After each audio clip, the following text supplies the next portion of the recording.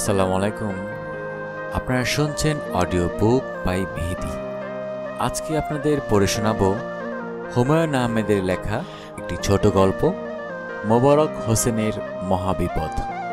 যারা এখনও audio book by মেহেদি চ্যানেলটি সাবস্ক্রাইব করেননি, অনুরোধ থাকবে চ্যানেলটি সাবস্ক্রাইব করে বেল আইকনটি অন করে দিবেন। বরাবরের মতোই গল্প পাঠে আমি মোহাম্মদ মেহেদি হাসান।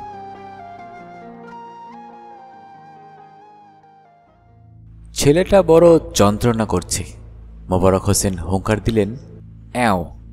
এটা তার বিশেষ ধরনের হুঙ্কার। বাচ্চারা খুব ভয় পায়। শব্দটা বেড়ালের ডাকের কাছাকাছি, আবার ঠিক বেড়ালের ডাকও নয়, বাচ্চাদের ভয় পাওয়ারই কথা। তবে এই বাচ্চা ভয় পাচ্ছে না, আগের মতোই লাফালাফি করছে। মনে হচ্ছে তার ধমক শুনতে পায়নি। এই যুগের টিভি ভিসিআর দেখা বাচ্চা এরা সহজে ভয় পায় না। গত মাসে চিড়িয়াখানায় গিয়েছিলেন। সময় কাটে না, এই জন্যই যাওয়া, অন্য কিছু না। 70 বছরের বুড়োরা চিড়িয়াখানায় যায় না। খানিক্ষণ বাদরের লাফঝাপ দেখে গেলেন বাঘের খাঁচার সামনে। আলিশান এক রয়্যাল বেঙ্গল দেখে যে কোনো মানুষের পিলে চমকে যাওয়ার কথা। আশ্চর্য কাণ্ড, ছোট বাচ্চা কাচ্চারা কেউ ভয় পাচ্ছে না। একটা আবার কান্না শুরু করে দিয়েছে। সে বাঘের লেজ ধরতে চায়। বাবা মা শত চেষ্টাতেও কান্না সামলাতে পারছেন না। মিষ্টি মিষ্টি করে মা বোঝাবার চেষ্টা করছে, বাঘমামার লেজে হাত দিতে নেই, বাঘমামা রাগ করবে, হাত দেব হাত দেব। মোবারক হোসেন সাহেব 70 বছর বয়সে একটা জিনিস বুঝে গেছেন, এই যুগের ছেলেমেয়ে বড়ই তেদর। এরা ভূতের গল্প শুনলে হাসে, রাক্ষসের গল্প শুনলে হাসে। এরা ধমকেও পোষ মানে না, আদরেও পোষ মানে না। এই যে ছেলেটা তখন থেকে তাকে বিরক্ত করছে, একে ধমক ধমক দিয়ে কিছু হবে বলে মনে হয় না। মুখ দিয়ে বিচিত্র শব্দ করে লাফঝাপ দিয়েই যাচ্ছে। তিনি পার্কে এসেছেন বিশ্রামের জন্যে। শীতকালে রোদে পার্কের বেঞ্চিতে শুয়ে থাকতে বড় ভালো লাগে। শীতকালে পার্কে বিশ্রামের নিয়ম হলো, শরীরটা থাকবে রোদে, মাথাটা থাকবে ছায়ায়। ঘুম ঘুম তন্দ্রা তন্দ্রা অবস্থায় কিছুক্ষণ গা এলিয়ে পড়ে থাকা। তার যে বাড়িতে জায়গা নেই তা না, নিজের দোতলা বাড়ি আছে মগবাজারে, কিন্তু সেই বাড়ি হলো মাছের বাজার। দিনরাত ক্যাও ক্যাও ঘ্যাও ঘ্যাও হচ্ছেই। একদল শুনছে ওয়ার্ল্ড মিউজিক, একদল দেখছে জিটিভি। এখন আবার বড় মেয়ে এসেছে তার আন্ডা বাচ্চা নিয়ে। দুটো ছেলে মেয়ে, কিন্তু অসীম তাদের ক্ষমতা। 150 ছেলে মেয়ে যতটা হইচই করতে পারে, এই দুজন মাশাল্লাহ তার চেয়ে বেশি পারে। আর কি তাদের উদ্ভাবনী ক্ষমতা! এক ভাই খাটের ওপর চেয়ার বসিয়ে তার ওপর মোড়া দিয়ে অনেক কষ্টে তার ওপর উঠে সিলিং ফ্যান ধরে ঝুলে পড়েছে। অন্য ভাই ফুল স্পিডে ফ্যান ছেড়ে দিয়েছে। এটা নাকি একটা খেলা। এই খেলার নাম হেলিকপ্টার খেলা। যে বাড়িতে হেলিকপ্টার খেলা হচ্ছে সবচেয়ে কম বিপজ্জনক খেলা, সে বাড়িতে দুপুরে বিশ্রাম নেওয়ার কোনো প্রশ্ন ওঠে না। তিনি কদিন ধরেই পার্কের বেঞ্চিতে এসে কাত হচ্ছেন, কিন্তু আজ মনে হচ্ছে এখানেও বিশ্রাম নেওয়া যাবে না। এই পিচকা বড়ই যন্ত্রণা করছে। মোবারক হোসেন সাহেব উঠে বসলেন, কঠিন গলায় ডাকলেন, এই পিচকা, এদিকে শুনে যা। ছেলেটা চোখ বড় বড় করে তাকাচ্ছে। তুই করে বলায় রাগ করেছে বলে মনে হয়। একালের ছেলেপুলের আত্মসম্মান জ্ঞান আবার টনটনে। তুই বলে পার পাবার উপায় নেই, কেউ করে ওঠার কথা। ছেলেটা নরম গলায় বলল, আপনি কি আমাকে ডাকছেন? সে এগিয়ে এলো, বেঞ্চিতে তার পাশে বসল। বাহ, স্মার্ট ছেলে তো। এই যুগের ছেলেদের একটা গুণ আছে, এরা স্মার্ট। মোবারক হোসেন সাহেব লক্ষ্য করলেন, ছেলের চেহারাও খুব সুন্দর। দুধে আলতায় রং বলতে যা বোঝায় তাই। কোকড়ানো চুল, বড় বড় চোখ, চোখে মা বোধহয় কাজল দিয়ে দিয়েছে, সুন্দর লাগছে। এরকম সুন্দর একটা ছেলেকে তুই বলা যায় না। মোবারক হোসেন ঠিক করলেন তুমি করেই বলবেন। প্রথম খানিক্ষণ ছোটোখাটো দু একটা প্রশ্ন টশ্ন করে শেষটায় কড়া করে বলবেন, দুপুরবেলায় পার্কে ঘোরাঘুরি করছো কেন? বাসায় যাও, বাসায় গিয়ে হোম টাস্ক করো, কিংবা মার পাশে শুয়ে ঘুমাও।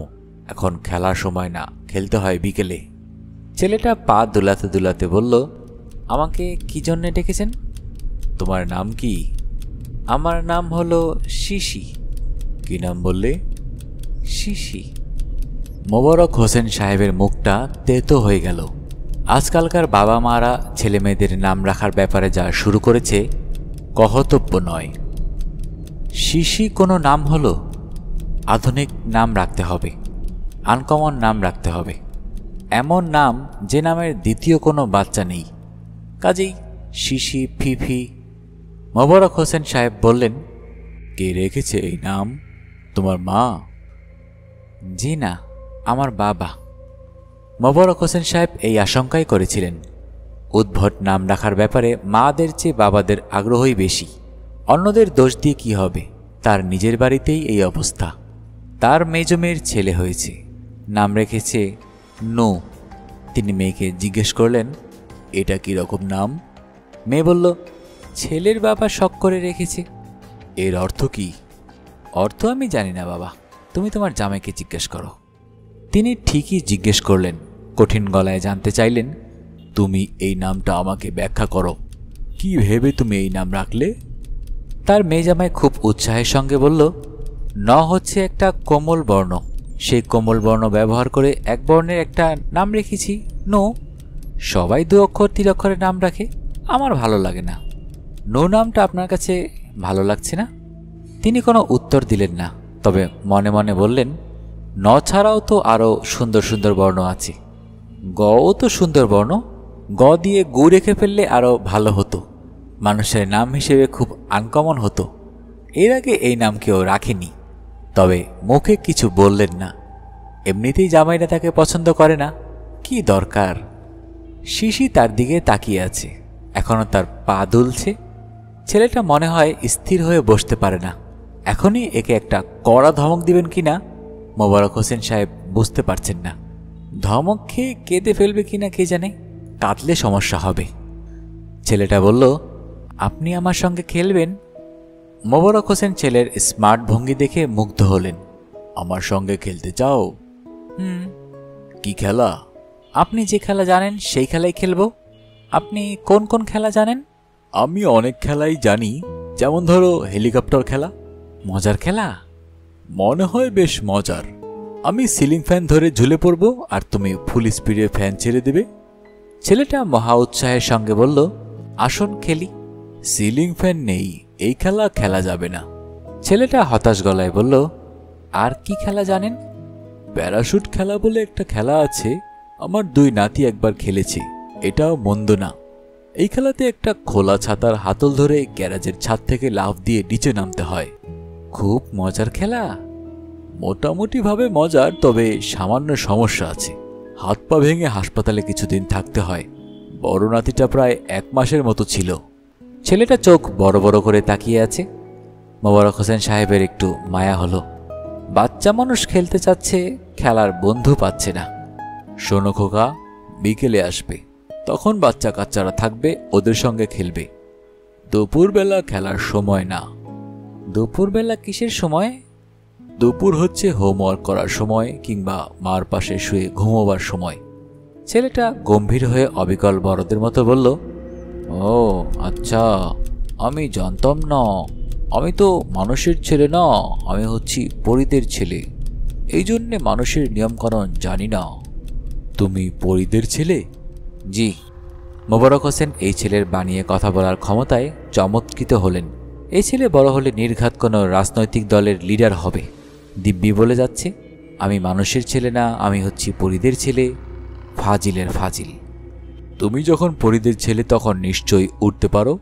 জি পারি। পাখা তো দেখছি না। পড়ার টেবিলের ড্রয়ারে রেখে এসেছো বোধ হয়। মার কাছে রেখে এসেছি। মার কাছে রেখে আসাই ভালো। তুমি বাচ্চা মানুষ হারিয়ে ফেলতে পারো, কিংবা ময়লা করে ফেলতে পারো। তুমি থাকো কোথায়? পরীর দেশে? ছেলে হ্যাঁসূচক মাথা নাড়ল। বানিয়ে বানিয়ে কথা যে বলে যাচ্ছে, তার জন্য তার কোনো রকম বিকার দেখা যাচ্ছে না। মোবারক হোসেনের ইচ্ছা করছে মিথ্যা কথা বলার জন্য ঠাস করে এর গালে একটা চর বসিয়ে দিতে। তোমার পায়ের জুতা জোড়া দেখে মনে হচ্ছে তো বাটা কোম্পানির। পরীর দেশেও তাহলে বাটা কোম্পানির দোকান খুলেছে? জুতা আমার মা এখান থেকে কিনে দিয়েছে। পরীর দেশের ছেলেমেয়েরা জুতা পরে না, তারা তো আকাশে আকাশে উড়ে, তাদের জুতা পরতে হয় না। মোবারক হোসেন সাহেব ছেলের বুদ্ধি দেখে অবাক হলেন। সুন্দর করে নিজেকে কাটান দিয়ে যাচ্ছে। এই ছেলে রাজনৈতিক দলের নেতা হবে না, নেতাদের এত বুদ্ধি থাকে না। তুমি তাহলে পরীদের ছেলে, এখানে বেড়াতে এসেছো? মানুষের বাচ্চাদের সঙ্গে খেলতে এসেছি, ওরা কত সুন্দর সুন্দর খেলা জানে। তুমি তাহলে প্রথম পরীর বাচ্চা যে মানুষের বাচ্চাদের সঙ্গে খেলতে এসেছে? না তো, আমরা সব সময় আসি। সব সময় আসো? জি, ওদের সঙ্গে খেলি তারপর চলে যাই, ওরা বুঝতে পারে না। তাই নাকি? জি, যখনই দেখবেন একদল ছেলেমেয়ে খেলছে তখনই জানবেন ওদের মধ্যে অতি অবশ্যই দু একজন পরীর ছেলেমেয়ে আছে। পাখা ছাড়া আসো কি করে? আমাদের উড়তে পাখা লাগে না, পাখাটা হচ্ছে আমাদের এক ধরনের পোশাক। জন্মদিনে আমরা নতুন পাখা পাই, আবার দুষ্টুমি করলে মারা আমাদের পাখা নিয়ে নেন। আমার কটা পাখা আছে জানেন?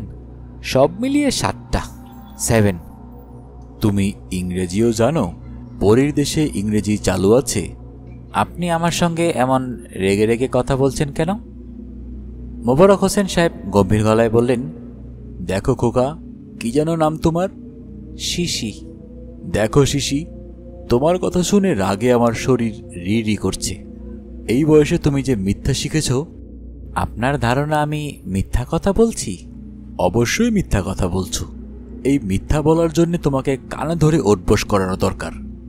বাহ, আপনাদের মিথ্যা বলার শাস্তিটা তো খুব মজার। কানে ধরে ওঠবোস তোমার কাছে মজা মনে হলো? অবশ্যই মজার। আমরা মিথ্যা বললে কি শাস্তি হয় জানেন? আমরা মিথ্যা বললে আমাদের পাখায় কালো দাগ দিয়ে দেয়া হয়। যে যত মিথ্যা কথা বলে তার পাখায় ততই কালো দাগ পড়ে। মোবারক হোসেন এই ছেলের গুছিয়ে কথা বলার ক্ষমতায় আরও মুগ্ধ হলেন। ছেলেটা পড়াশোনায় কেমন কে জানে, ভালো হওয়া তো উচিত। শোনো খোকা, তোমার রোল নাম্বার কত? রোল নাম্বার মানে কি? ক্লাসে যে পড়ো তোমার রোল কত? আমি ক্লাসে যাই না তো, পরীর বাচ্চাদের স্কুলে যেতে হয় না। আমাদের যা শেখার আকাশে উঠতে উঠতে বাবা মার কাছ থেকে শিখি। আমি অনেক মিথ্যুক দেখেছি, তোমার মতো দেখিনি। এই দেশের যে কোনো রাজনৈতিক নেতাকে তুমি মিথ্যা বলায় হারিয়ে দিতে পারবে। আমি মিথ্যা বলছি না তো, এই দেখুন আমি উঠছি। বলতে বলতে ছেলে 3-4 ফুট উপরে উঠে গেল, শূন্যে কয়েকবার ঘুরপাক খেল, আবার নেমে এলো নিজের জায়গায়। হাসি মুখে বলল, দেখেছেন? মোবারক হোসেন কিছু বললেন না। তিনি দ্রুত মনে করতে চেষ্টা করলেন সকালে কি নাস্তা খেয়েছেন। অনেক সময় বদহজম হলে মানুষের দৃষ্টি বিভ্রম হয়। আমার কথা কি আপনার বিশ্বাস হচ্ছে? মোবারক হোসেন সাহেব এবারও জবাব দিলেন না। তার কপাল ঘামছে, পানির পিপাসা পেয়ে গেছে। শিশি বলল, আপনার সঙ্গে তো খেলা হলো না, আরেকদিন এসে খেলবো, আজ যাই। মোবারক হোসেন সাহেব বিড়বিড় করে বললেন, যাবে কিভাবে? উড়ে চলে যাবে? তিনি হা করে তাকিয়ে আছেন। তার হতভম্ব চোখের সামনে দিয়ে ছেলে উড়ে চলে গেল। বাসায় ফিরতেই তার দেখা হলো বড় মেয়ের সঙ্গে। তিনি তাকে পুরো ঘটনা বললেন। বড় মেয়ে বলল, বাবা, তুমি বিছানায় শুয়ে থাকো, আমি আসছি। তোমার মাথায় পানি ঢালব। কেন? রোদে ঘুরে ঘুরে তোমার মাথা এলোমেলো হয়ে গেছে, এই জন্যে। তুই আমার কথা বিশ্বাস করছিস না? ওমা, কে বলল বিশ্বাস করছি না? করছি তো। রাতের মধ্যে সবাই জেনে গেল মোবারক হোসেন সাহেবের মাথা খারাপ হয়ে গেছে। আত্মীয় স্বজনে বাড়ি ভরে গেল। ডাক্তার এলেন, সাইকিয়াট্রিস্ট এলেন, হুলস্থুল ব্যাপার। মোবারক হোসেন সাহেবের চিকিৎসা চলছে। চিকিৎসায় তেমন উন্নতি হচ্ছে না। তিনি এখনও বিশ্বাস করেন ওই দিন এক পরীর ছেলের সঙ্গে তার দেখা হয়েছিল। দুপুর হলেই তিনি পার্কে যাবার জন্য অস্থির হয়ে ওঠেন। মাঝে মাঝে চিৎকার চেঁচামেচিও করেন। তাকে যেতে দেয়া হয় না। ছোট্ট একটা ঘরে তাকে সবসময় তালা বন্ধ করে রাখা হয়।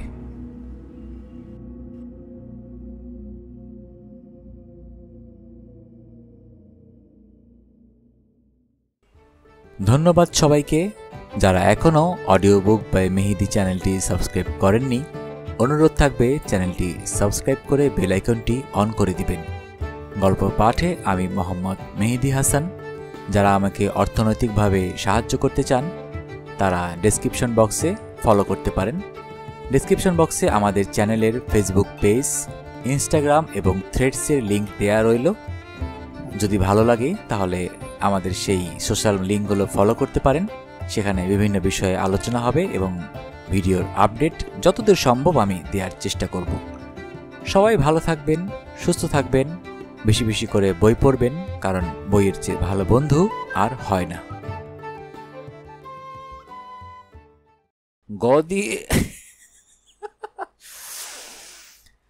গ দিয়ে গুড়